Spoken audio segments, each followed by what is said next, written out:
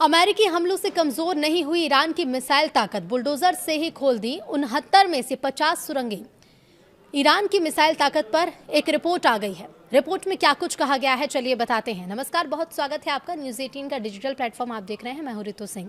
अमेरिकी राष्ट्रपति Donald Trump की परेशानी बढ़ा सकती है ये रिपोर्ट, और इस रिपोर्ट के अनुसार ईरान के अंडरग्राउंड ठिकानों में अभी भी लगभग 1000 मिसाइलें सुरक्षित रखी हैं। अमेरिका और इजरायल ने दावा किया था कि जंग के बीच उनके लगातार हमलों ने ईरान की मिसाइल ताकत को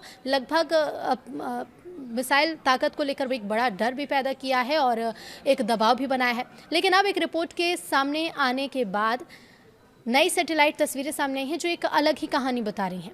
ईरान ने केवल बुलडोजर और डंप ट्रकों जैसी साधारण मशीनों की मदद से अपने कई भूमिगत यानी कि अंडरग्राउंड मिसाइल ठिकानों को फिर से चालू भी कर लिया है। अब विशेषज्ञों का ये कहना है कि सिर्फ सुरंगों के मुहाने उड़ाकर ईरान की मिसाइल क्षमता खत्म नहीं की जा सकती। अगर युद्ध दोबारा शुरू होता है तो ईरान के पास अब भी इतने मिसाइल मौजूद हैं कि वो लंबे समय तक हमले जारी रख सकता है। तो चलिए बताते हैं कि इस रिपोर्ट में दावे क्या क्या किए गए हैं। तो देखिए, इस रिपोर्ट के मुताबिक विशेषज्ञों का ये कहना है कि ईरान जल्द ही इजरायल और मिडिल ईस्ट के दूसरे देशों पर पहले से कहीं ज़्यादा लंबी दूरी की मिसाइलें दागने की स्थिति में पहुंच रहा है। इसकी वजह यह है कि उसने तेज़ी से अपने दबे हुए मिसाइल भंडारों को फिर से निकालना शुरू कर दिया। दरअसल कई हफ्तों तक अमेरिका और इजरायल के हमलों ने ईरान के अंडरग्राउंड मिसाइल ठिकानों तक पहुँच को सीमित कर दिया था।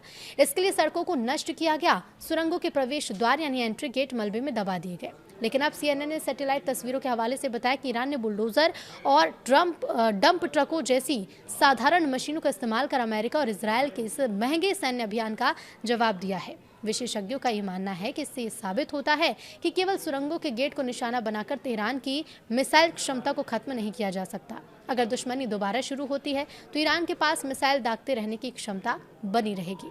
इस रिपोर्ट के मुताबिक विशेषज्ञों का मानना है कि जब तक ईरान के पास लॉन्चर और उन्हें चलाने वाली टीमें हैं, तब तक वो मिसाइलें दागता नहीं रह सकता है, भले ही नई मिसाइलों का उत्पादन रुक जाए। ईरान के पास अभी भी बड़ी संख्या में मिसाइलों का भंडार है, उन्हें लॉन्चर्स पर लगाने से कोई नहीं रोक सकता। दरअसल युद्ध के दौरान ईरान ने भारी खतरे के बीच सुरंगों के एंट्री गेट को दोबारा खोदने का काम किया। अमेरिका और इजरायल अक्सर खुदाई में इस्तेमाल होने वाले उपकरणों को निशाना भी बनाते थे। फिर भी इसी काम की वजह से ईरान पूरे युद्ध के दौरान मिसाइलें दागता रहा, हालांकि पहले की तुलना में काफी कम संख्या में। लेकिन अब सीजफायर हुए 7 सप्ताह से ज्यादा का समय बीत चुका और इस दौरान ईरान ने अपने ठिकानों की खुदाई और मरम्मत का काम काफी तेज भी कर दिया है। इधर मिसाइल ठिकानों के 69 सुरंग प्रवेश द्वारों को निशाना भी बनाया गया था।